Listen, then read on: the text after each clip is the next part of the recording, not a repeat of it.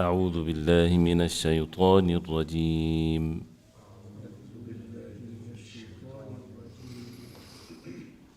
الله الذي جعل لكم الليل لتسكنوا فيه والنهار مبصرا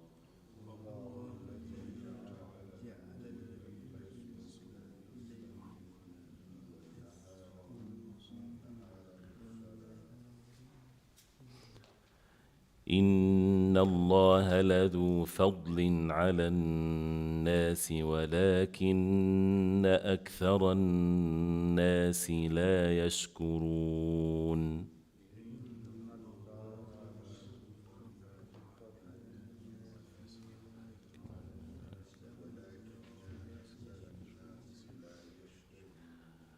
ذلكم الله ربكم ذلكم الله ربكم خالق كل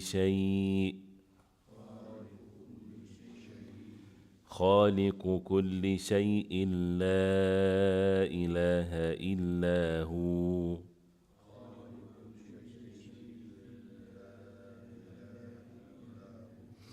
فأنى تؤفكون. كذلك يؤفك الذين كانوا بآيات الله يجحدون.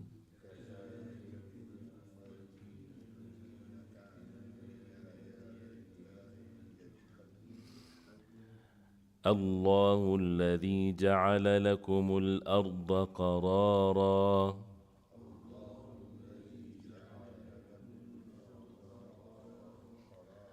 والسماء بناء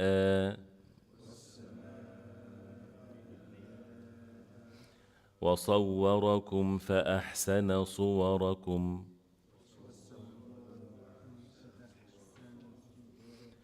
ورزقكم من الطيبات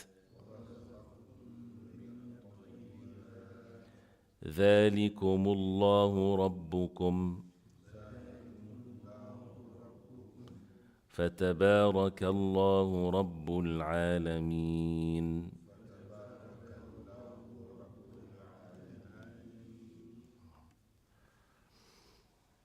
The transition of the ayat. It is Allah who made for you the night that you may rest therein and the day given sight. Indeed, Allah is the possessor of bounty for the people, but most of them are not grateful. That is Allah, your Lord, creator of all things. Creator of all things. There is no deity except Him, so how are you deluded? Thus were those before you deluded who were rejecting the signs of Allah. It is Allah who made for you the earth a place of settlement and the sky a structure, and formed you and perfected your forms and provided you with good things. That is Allah your Lord. Then blessed is Allah, Lord of the worlds. After what Allah subhanahu wa ta'ala said in the previous verse and the previous verses, but calling the people to make dua to Allah subhanahu wa ta'ala alone, to worship Him alone and to ask Him alone subhanahu wa ta'ala, and that He respond to the dua of every one that makes dua to Allah subhanahu wa ta'ala, being a believer, asking Allah subhanahu wa ta'ala alone, وَقَالَ رَبُّكُمْ وَدُعُونِي أَسْتَجِبْ لَكُمْ, and warning against those who are arrogantly turning away from the ibadah of Allah, turning away from making dua to Allah subhanahu wa ta'ala, that they will be the people of the hellfire. Then after that, the ayah says, Allahu alladhi, means Allah subhanahu wa ta'ala is the one. And this is, the ayah starts with Allah subhanahu wa ta'ala.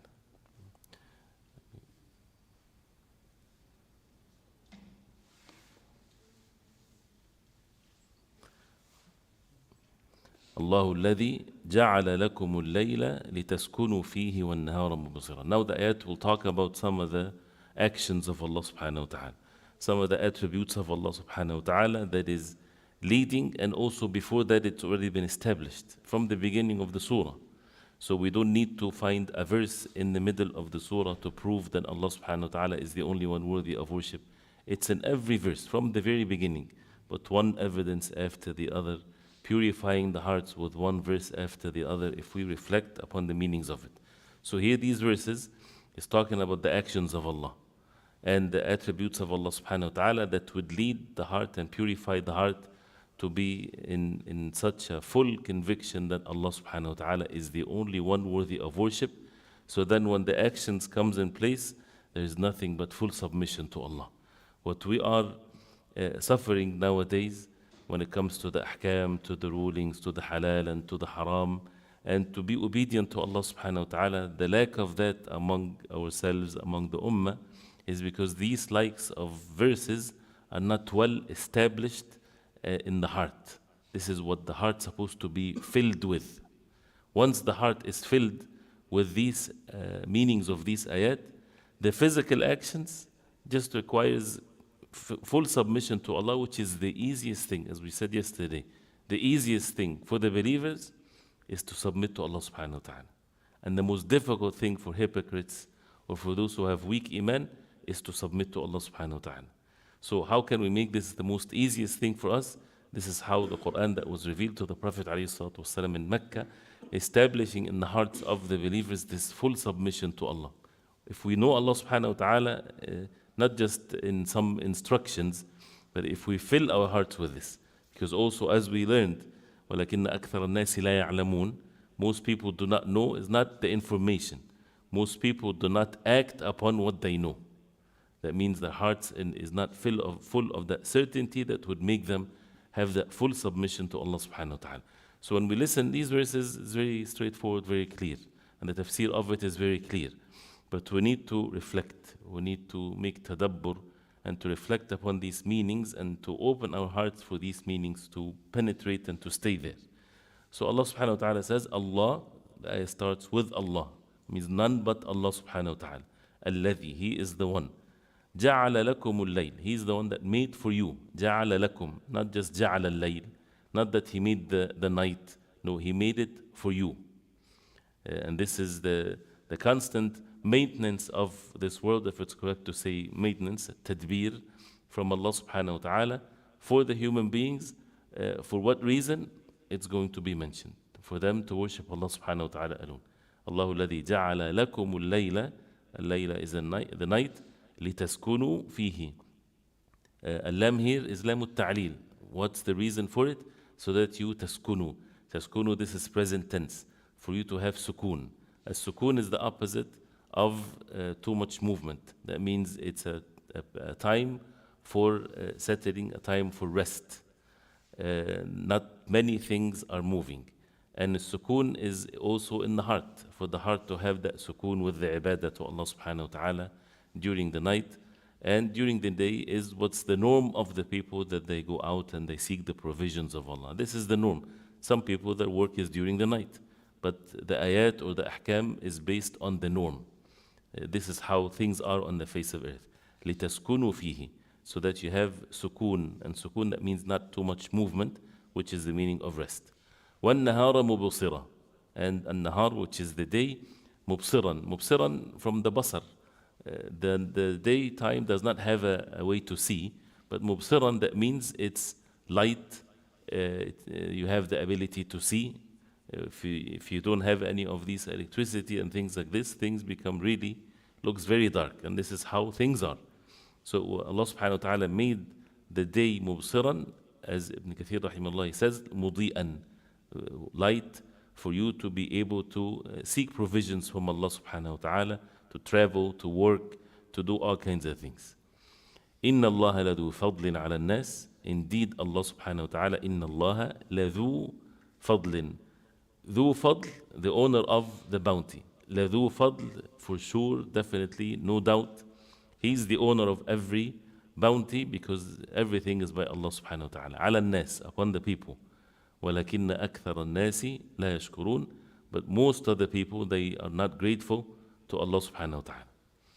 We heard most of the people, they do not know. Most of the people, they don't believe. Most of the people, they don't They're not grateful to Allah.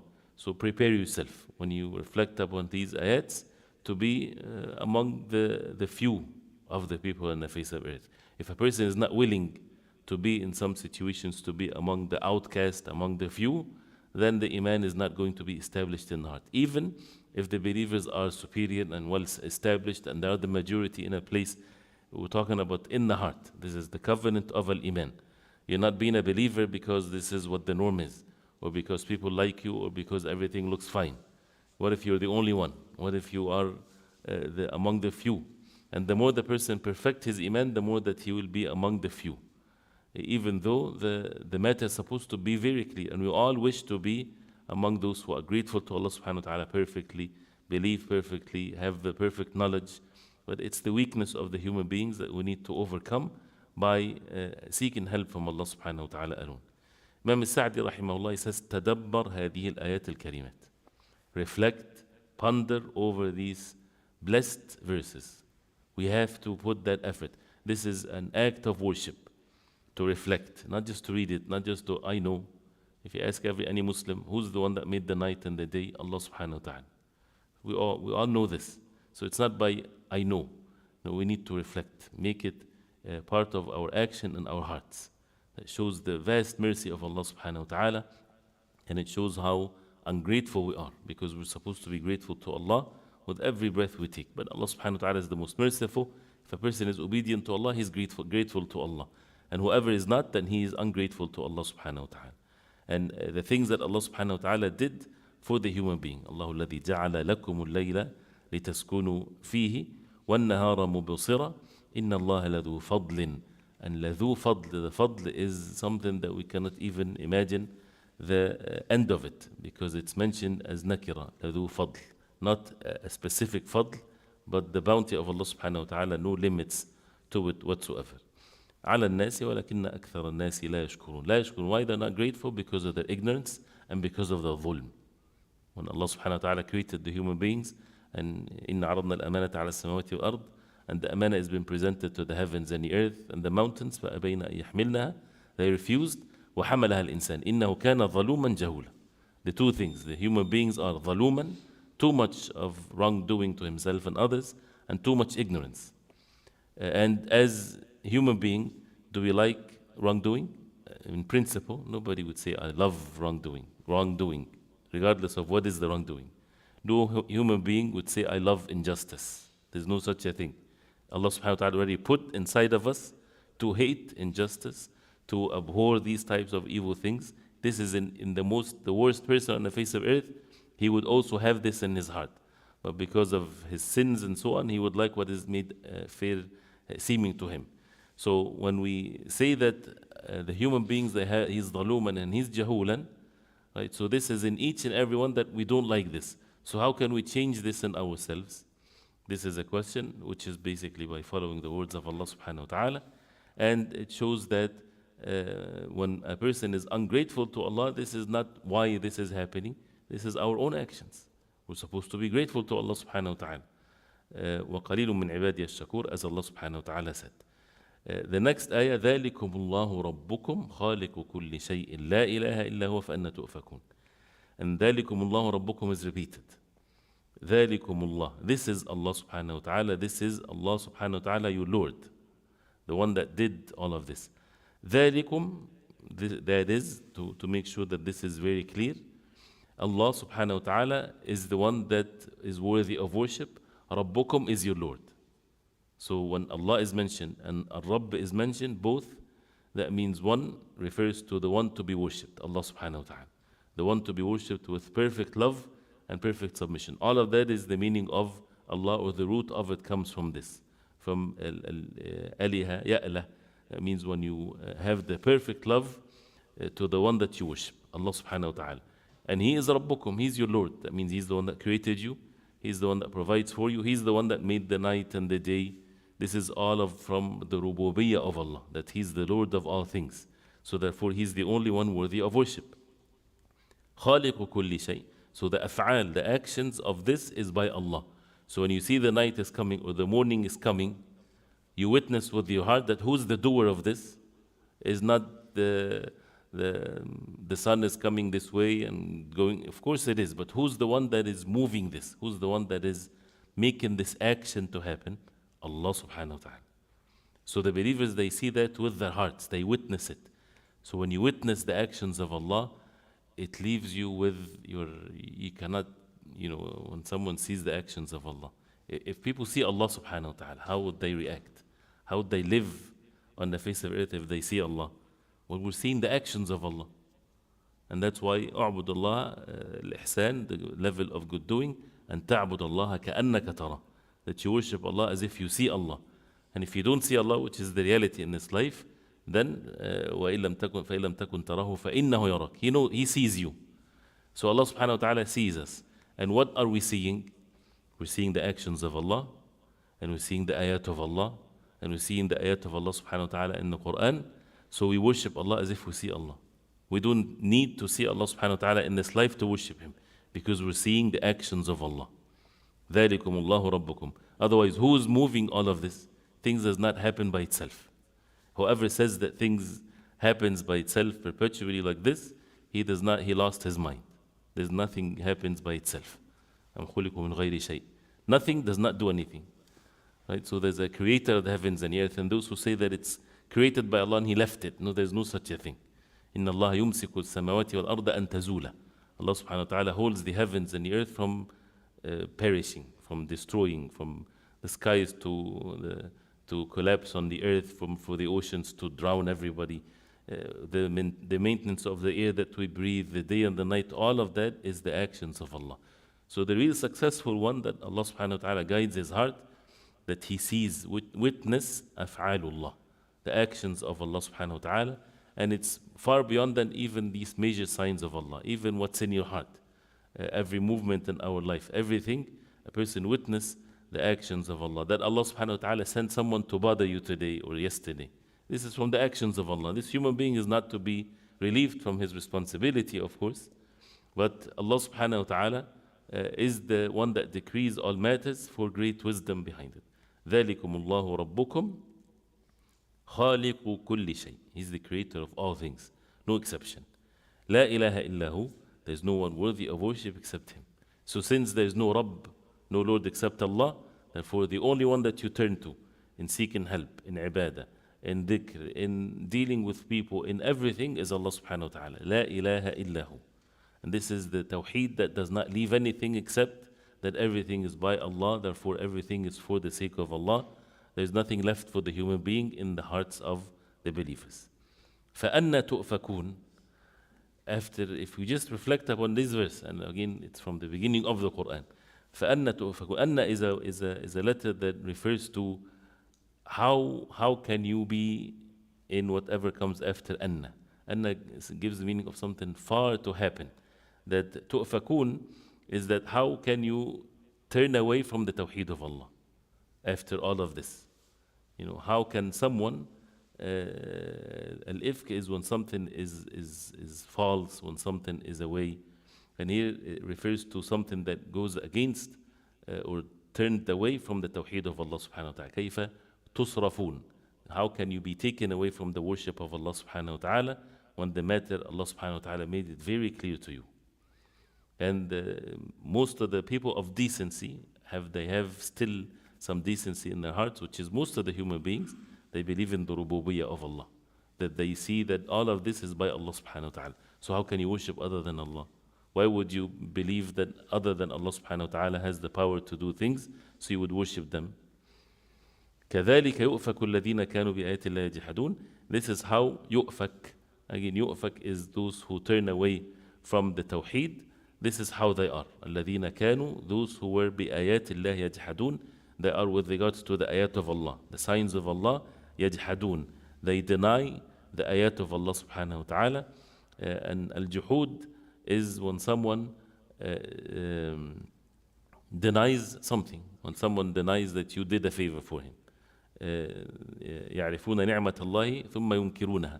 They know the favor of Allah subhanahu wa ta'ala, but then they deny it. So this is basically as if it's the reason why they are turning away from the worship of Allah subhanahu wa ta'ala and worshipping other than Allah subhanahu wa ta'ala, because كذلك يؤفك الذين كانوا بآيات الله يَجْحَدُونَ. So those who associated partners with Allah subhanahu wa ta'ala, al-juhud here is when they would worship other than Allah. Instead of being grateful to Allah subhanahu wa ta'ala and worship Allah subhanahu wa ta'ala alone, they turn to their idols, to their images, to the creation of Allah. كذلك يؤفك الذين كانوا بآيات الله يجحدون. And Allah subhanahu wa ta'ala, when He said about Fir'aun and his people, وَجَحَدُوا بِهَا وَاسْتَيْقَنَتْهَا أَنفُسُهُمْ ظُلْمًا وَعُلُوًّا. وَجَحَدُوا بِهَا. They denied the ayat of Allah, and their own selves, they had the certainty of it. ظُلْمًا وَعُلُوًّا.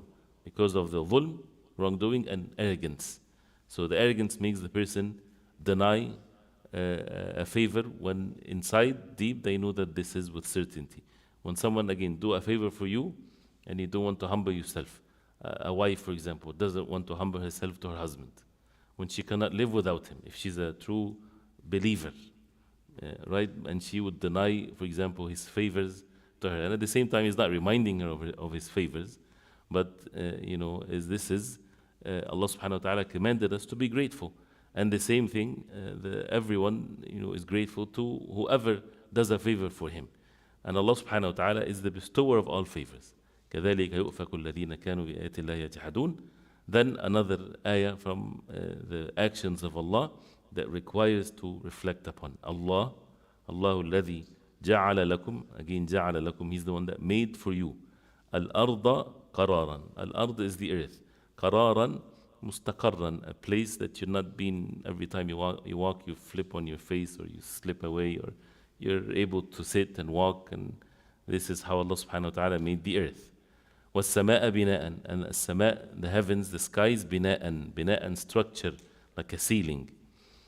وَصَوَّرَكُمْ. Another one, وَصَوَّرَكُمْ. That means He fashioned you, He made you in such an image, in such a way, by His will subhanahu wa ta'ala. وَرَزَقَكُمْ. And صَوَّرَكُمْ, التصوير. He made you in such a way that everything fits perfectly to what you've been created for, in perfect proportion. That fits with all of what Allah subhanahu wa ta'ala created, so that you do what? So that you live on the face of earth forever? No. So that you enjoy the ultimate joy? No, this is not what you're created for. You're created to worship Allah subhanahu wa ta'ala alone by the commands of Allah. So He gave you a set of commands.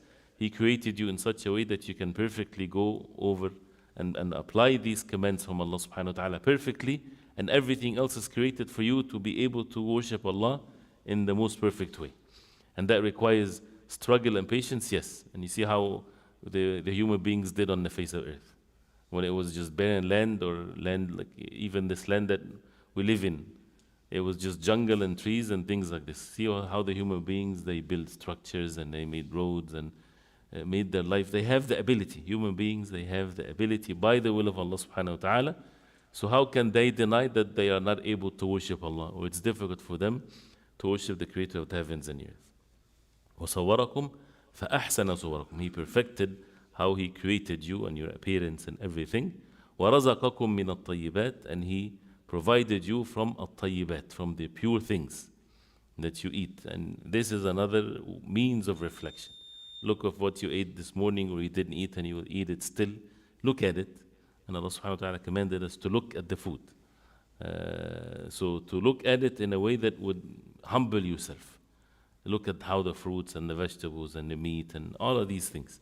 وَرَزَقَكُم مِّنَ الطَّيِّبَاتِ ذَلِكُمُ اللَّهُ رَبُّكُمْ. Again it's repeated. This is Allah, your Lord. فَتَبَارَكَ اللَّهُ رَبُّ الْعَالَمِينَ. That means Allah subhanahu wa ta'ala is the one that is most blessed. Tabarak, that means He's the most perfect. He is the Lord of the Alameen. That means there's no deficiency to be attributed to Him. فَتَبَارَكَ اللَّهُ رَبُّ الْعَالَمِينَ. No weakness, no deficiency whatsoever to Allah subhanahu wa ta'ala. So we can, if you take one, Allahu alladhi ja'ala lakum al-arda qarara, then you talk about all of the things on the face of earth and reflect upon this one after the other, and what's on the earth and the mountains and the roads, and was-sama'a bina'an, and the skies. When you look at it, how it's protecting you from all kinds of harm that can fall on you. وَصَوَّرَكُمْ فَأَحْسَنَ صُوَرَكُمْ, in a perfect way that makes you, even when you eat, you're not like the dogs and the cats where they put their heads on the ground to eat. He honored you where you put your food like this, with your hand to your mouth, fashioned us in the most perfect way. وَرَزَقَكُم مِّنَ الطَّيِّبَاتِ. And He's the one that provided you. Everything is from Allah subhanahu wa ta'ala. So that's as Allah subhanahu wa ta'ala said in Surah Al-Baqarah, يَا أَيُّهَا النَّاسُ اعْبُدُوا رَبَّكُمُ الَّذِي خَلَقَكُمْ وَالَّذِينَ مِنْ قَبْلِكُمْ لَعَلَّكُمْ تَتَّقُونَ. O mankind, worship your Lord, the one that created you. So all of that is for what reason? For you to worship Allah subhanahu wa ta'ala. ذَلِكُمُ اللَّهُ رَبُّكُمْ فَتَبَارَكَ اللَّهُ رَبُّ الْعَالَمِينَ. That means تعالى وتقدس. He's the most perfect. There's no weakness to Allah subhanahu wa ta'ala. And how can also people be heedless? Even when someone is really to the most detailed matters. When people are just extremely happy. Happy for what? If they're not happy for being among the believers, it's foolish happiness. They won in the soccer game. So what? What is the happiness in it? I'm not denying that this is there, but what is it? We have to think with our aql, with our mind. After 2 weeks, 3 weeks, it doesn't mean anything. It's just a moment of joy like drugs, like this, and then the person, for what? What's the benefit? People would say, let us have fun, but look, the real fun is when you reflect upon the book of Allah, when you look at the actions of Allah, when your heart is content with the ibadah of Allah subhanahu wa ta'ala, so that we don't transgress the limits. We don't allow ourselves to even leave our emotions to things that can take us away from the path of Allah subhanahu wa ta'ala. So this is Allah subhanahu wa ta'ala, your Lord. So don't be heedless, don't be forgetful. Don't let anything, even if you're happy that you get promoted. MashaAllah, it's good. Do not make yourself not happy. But always link this to have a perfect happiness to what the purpose of our life is. And that's why you're happy, because you'll be able to give more charity. You'll be able to take care of your family. You'll be able to worship Allah subhanahu wa ta'ala and make that you're not busy of things that would distract you from the worship of Allah. All of that is good. So it's not just happiness for nothing, but it's happiness that everything is in place. ذَلِكُمُ اللَّهُ رَبُّكُمْ فَتَبَارَكَ اللَّهُ رَبُّ الْعَالَمِينَ. Then after that, the verse will talk about the purpose of that, which is that Allah subhanahu wa ta'ala is the only one worthy of worship. هو الحي لا إله إلا هو. We'll talk about that inshallah ta'ala tomorrow, but we have to carry these verses so that we can talk about the next verse.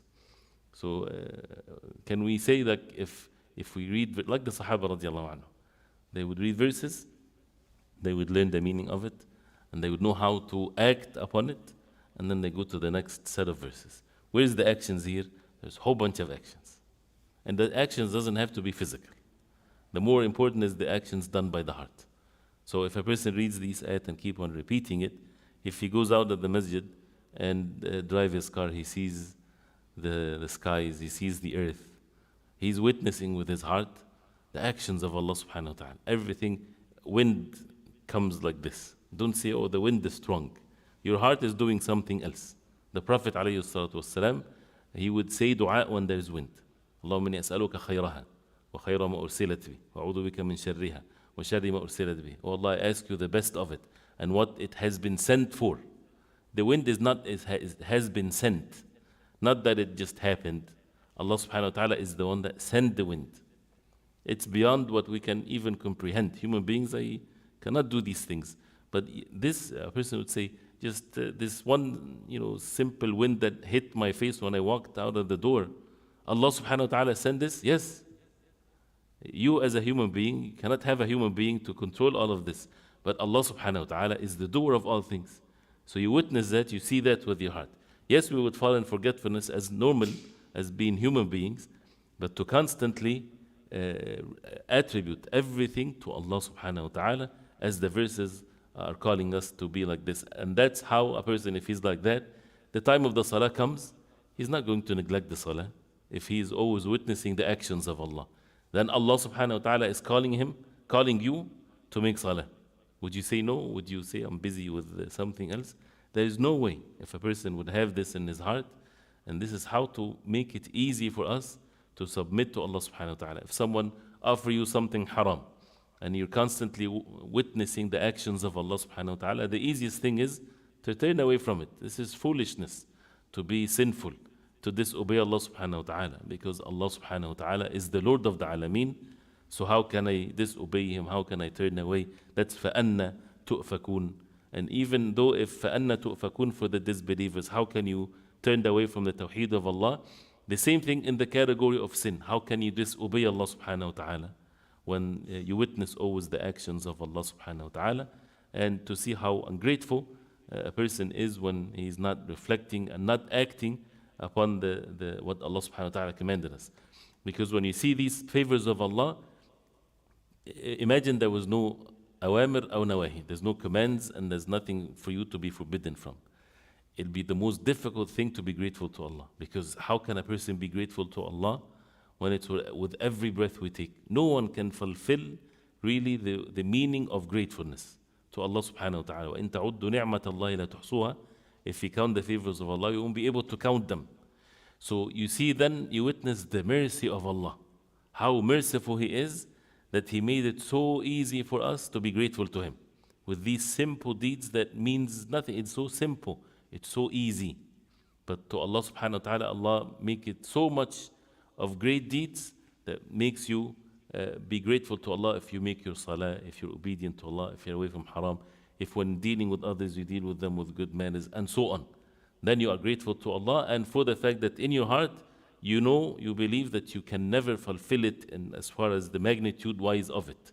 So that makes you grateful to Allah, as it's mentioned in some of the hadith of the Prophet ﷺ. And that's why you would see that how beautiful it is, the deen of Allah, that is allows us to be grateful to Allah. Not that the deen is takalif and burden, do this, not do this, haram, halal. In a way, this is when the iman is weak. People see it as if there's some form of authority is given commands. We don't like to have authority over us. We want to follow our desires. But when the iman, the faith is in the heart, the believers, the Sahaba radiallahu anhum, they were waiting for the verses of the Quran like a person is waiting for nowadays for the most amount of wealth. They're waiting to know what Allah subhanahu wa ta'ala wants from them. And even the Prophet ﷺ would forbade them from asking. They ask for things because they have the love of Allah subhanahu wa ta'ala and they want to worship Him. So that it does not become obligatory upon them. And nations before they asked and they were not able to do it. So He would forbid them from asking because the wahy is coming, the revelation is coming. But قُلْ بِفَضْلِ اللَّهِ وَرَحْمَتِهِ فَبِذَلِكَ فَلْيَفْرَحُوا. This is by the bounty of Allah, let them rejoice. They used to be extremely joyful and happy when the ayat of the Quran comes, the speech of Allah for them to reflect upon and to act upon them. So we ask Allah subhanahu wa ta'ala to make us among the people of the Quran and to fill our hearts with this purification from the words of Allah subhanahu wa ta'ala, and to make it easy for all of us to submit ourselves to Allah subhanahu wa ta'ala. وصلى الله وسلم على محمد وصحبه وسلم.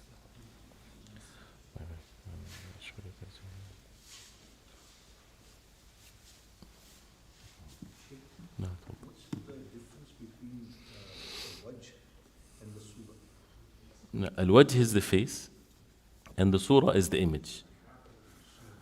The image is the Surah, and the Surah is الذي خلقك فسواك فعدلك في أي صورة ما شاء ركبك. Allah subhanahu wa ta'ala is the one that created you. فسواك, made you, and everything is equal proportion. وصورك. The Surah is what makes you as yourself is unique from the others. The image that you have. We all have eyes and ears and so on, but you look different than me. You're a completely different human being. You cannot mix two human beings together, even with the fingerprints. So this is what makes a specific human being unique. The whole image of the person. The whole thing that a person looks like this. The word surah, they use it for when you take a picture of something. This is surah. Suwar is pictures. This is how people use. From the image of the person. No. No.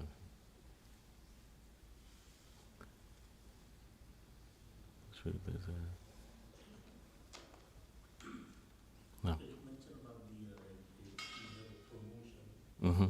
It's good for you because then you have more money, then you can donate. Right. More. Most of the time when you get promotion or something, comes with less time. It takes more time from you. You have less time to work. It can be No. Well, the issue of seeking provisions and the example of promotion. And by the way, if a person is happy with something, it doesn't have to be that he's only happy because it's going to help him to worship Allah. It's a normal thing of a human being that وَإِنَّهُ لِحُبِّ الْخَيْرِ لَشَدِيدٌ. We love what is good.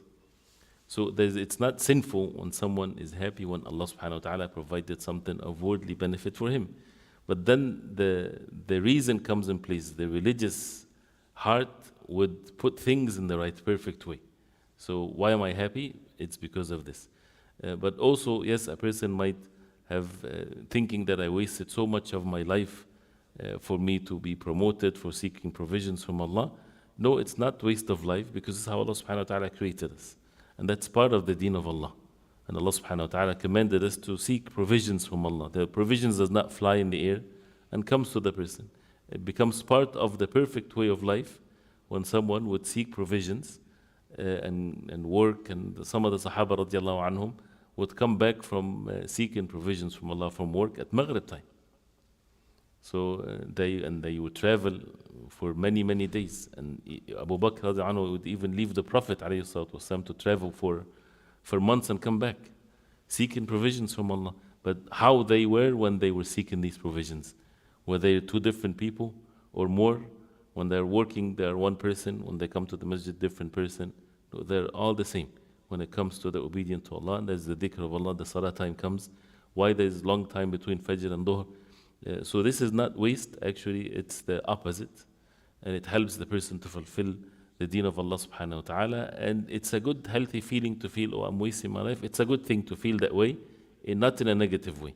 That keeps us always want to do what is best. But if it's beyond the limits of what a human being can do, yes, can be wasteful if there are many rights in our life are not being observed. There is many questions here. Is saying, ما شاء الله لا قوة إلا بالله صحيح from Sunnah when we like or praise someone or something. When you see something that you like, it's from the Sunnah to make tabrik on it, to say Allahumma barik. To say, oh Allah, bless that person with what he has. And this is many people, they are not aware of this. This is a command from the Prophet ﷺ. It's not just an advice. So why would one of you want to hurt his brother, as he said ﷺ? So when you see something, anything, you see a brother with a whole bunch of kids with him, MashaAllah, we always say MashaAllah, Tabarakallah, or MashaAllah, La Quwwata Illa Billah. It's because of what's mentioned in Surah Al-Kahf. وَلَوْلَا إِذْ دَخَلْتُ جَنَّةَ قُلْتَ لَا MashaAllah, La Quwwata Illa Billah. Then if you have entered, you say MashaAllah, La Quwwata Illa Billah when you see something you like. But when you see something that your brother has, you can say that because you saw something good. But what we have been commanded to say is to make dua to Allah subhanahu wa ta'ala that Allah bless that thing for him. May Allah bless, you see a car you like, Allahumma barik lahu fiha. Or Allah bless the car for him. May Allah bless his house. Not for him to hear it and to say Jazakallah khayran.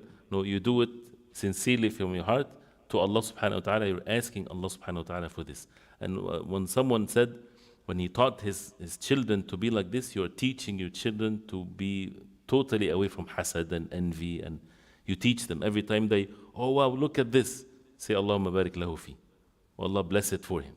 So they become at ease with this, always asking Allah subhanahu wa ta'ala, so that they don't ask Allah subhanahu wa ta'ala, or they don't want something that someone else has, which is the seeds of hasad. So what's in the sunnah is to say Allahumma barik lahu fi, or to ask Allah to bless it for him. The second one, what do you advise brothers who are wanting to marry someone from the West? There is a saying here in the West, happy wife, happy life. And many of our Muslim sisters are having these expectations when getting married. This is a burden for the men to constantly focus on, I'm not sure what's on what. What's wrong with the West? West and East, it's all directions from Allah subhanahu wa ta'ala.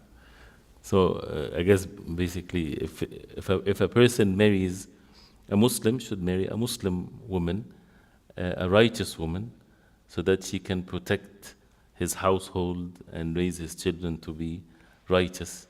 And that's what the Prophet ﷺ said, فَضْفَرْ بِذَاتِ الدِّينِ تَرِبَتْ يَدَكْ. فَضْفَرْ, it's like as if you attained the treasure. The one that has religion, Taribat yadak, your hands will be full. That means this is the right gain and will. Even though the Prophet ﷺ said the normal people get married because of the beauty, because of the wealth, because of the lineage, and because of the religion. So be among those who get married, and the most important quality for you is the religion. Your hands will be full, you get the right gain.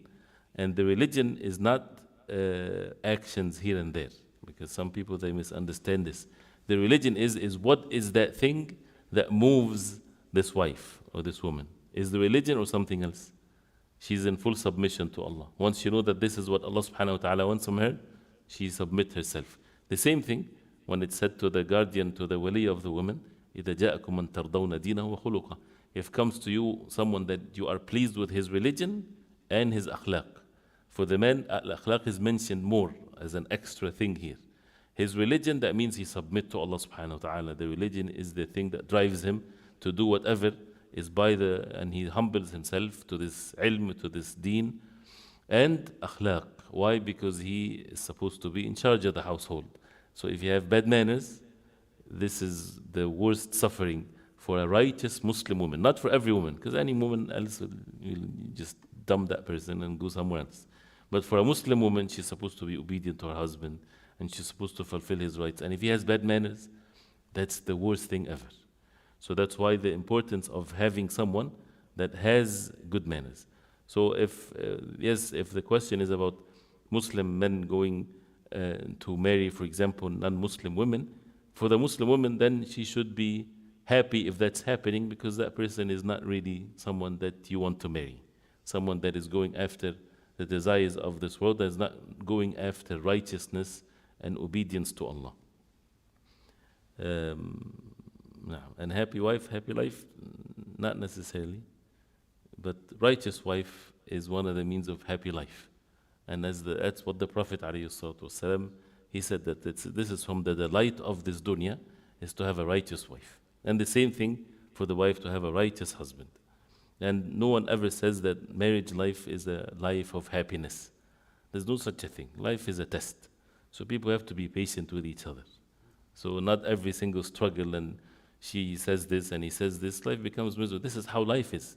That you contain one another, that you're patient with one another, that you're not just angry because they make you angry. Just be patient. Life is, a person loses his leg, a person loses his eyesight, a person has a wife that is causing trouble for him, a wife has a husband. So what? Be patient with it. That's how life is, as long as the deen of Allah subhanahu wa ta'ala is maintained. It's a long subject, inshallah. طيب, Assalamu alaikum wa rahmatullah. طيب. What is the name of Allah that means He created us in our unique form?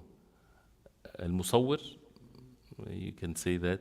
Badi'u samawati al-ard, Allah subhanahu wa ta'ala created us in no previous example, without a previous example. Is there a specific dua reported from the Prophet sallallahu alaihi wasallam to make for oneself at the time of sickness? There are many dua when a person is sick is to say, and I would advise you to get something like the Muslim Citadel or the Fortress of the Muslim. You can have it online or as a hard copy book, a small book of adhkar that look in the index of what to say when you're sick. There are many adhkar on what to say for someone that is sick. Huh? And it's on the Masjid website to say these things. And of course, recite Quran, make ruqya on yourself. Recite Surah Al-Fatiha. Surah Al-Fatiha, one of the names of Surah Al-Fatiha, Ash-Shafiyah, the curer. So it cures by the will of Allah. Recite Surah Al-Fatiha on yourself many times, not just one time, 7 times like this. And blow after you recite in your hand and wipe over your body, but wipe over the part that is sick. And Surah Al-Fatiha is amazing in this. And the dua in general, the Quran is shifa, is cure in general. And the dua of the Prophet ﷺ, and things like this.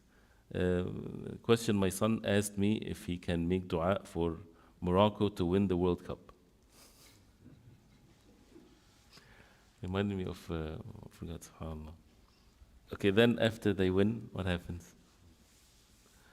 When you make dua to Allah subhanahu wa ta'ala, make sure that you can connect the dua all the way to the hereafter. That if you ask Allah subhanahu wa ta'ala, that Allah subhanahu wa ta'ala, He's the owner of all things. And of course, for someone, I guess maybe the son is a child or something like this. We need to put the priorities in the lives of our children, ourselves. Make dua to Allah subhanahu wa ta'ala that Allah subhanahu wa ta'ala guide the ummah, that Allah subhanahu wa ta'ala, open the hearts of the people to accept the deen of Allah. This is really if a person wants to make dua. And after this, the poorer, they stay poor, and the rich, they stay rich. Nothing happens. So make dua to Allah subhanahu wa ta'ala that Allah do the best. What if, for example, something that you like happens and it becomes a source of misery for yourself or for the ummah? We don't know, right? Even worldly matters. Like the same, can you make dua that Allah get you a bicycle, if it's a son? Of course, we should make dua to Allah subhanahu wa ta'ala. But what if that bicycle becomes a source of misery for you? Right? Say, oh Allah, Allahumma nas'aluka min fadlik. Allah, I ask you from your bounties. Oh Allah, if you know that this is having the bicycle is good for me, dua al-istikhara. Make it for me and so on. It doesn't mean that you won't get it, but always make dua to Allah subhanahu wa ta'ala that Allah bless it for you. That Allah subhanahu wa ta'ala doesn't make it a source of misery for you. Also, if you pray jama'ah and die in the same day, do you go to heaven? Inshallah, by the mercy of Allah. As the Prophet ﷺ, he said, Man salla al-fajr fi jama'ah, fahuwa fi dhimmatillah. Whoever prays Salatul Fajr in jama'ah, he is fi dhimmatillah. Dhimmatillah, that means he is under the protection of Allah. That he is one of the dhimma of something, that means it's, as human beings, this is fi dhimmati, that means this is my stuff, this is my thing. And also the dhimma in buying and selling. Like for example, you give me something, or I'm sorry, I purchased something from you, but I didn't pay all the money, I just gave down payment. So the rest, I would say, fi dhimmati. This is on me, this is upon me. That means this is, I have to give it to you. So fi dhimmatillah, that means he's under the protection of Allah. And you can imagine how can that be. So that means if a person, something happens or he died or so, and the last thing that he did on the face of earth was a salah that he prayed, this is one of the good signs. And there's a hadith about that also, the meaning of it in the hadith of the Prophet ﷺ, that when a person's kana daminu ala Allah, whoever goes to Salatul Jama'ah, he has a guarantee from Allah. Either he goes back home with the reward, or if he dies, he enters Jannah. So when a person comes to the masjid and go back from the masjid, he comes back like either the ghanima that he gets the reward, or if he dies, he entered the Jannah of Allah subhanahu wa ta'ala. And if a person is praying the 5 times a day all of his life, one day he's going to die. So Allah subhanahu wa ta'ala is the most merciful. He then guaranteed Jannah for him. So that's the end of it. Oh, there's one more, inshallah. You can go if you want to, inshallah. What is the best way? One last question. What is the best way to make adhkar after salah? Subhanallah, alhamdulillah, Allahu Akbar together 33, or Subhanallah 33, Alhamdulillah 33, or Allahu Akbar 33. Both are valid, and it depends who you ask. Among some, which like Muhammad ibn Hanbal and others, is you say them together. Say Subhanallah, Alhamdulillah, Allahu Akbar. Subhanallah, Alhamdulillah, Allahu Akbar. Subhanallah, Alhamdulillah, Allahu Akbar. Like this. The 33.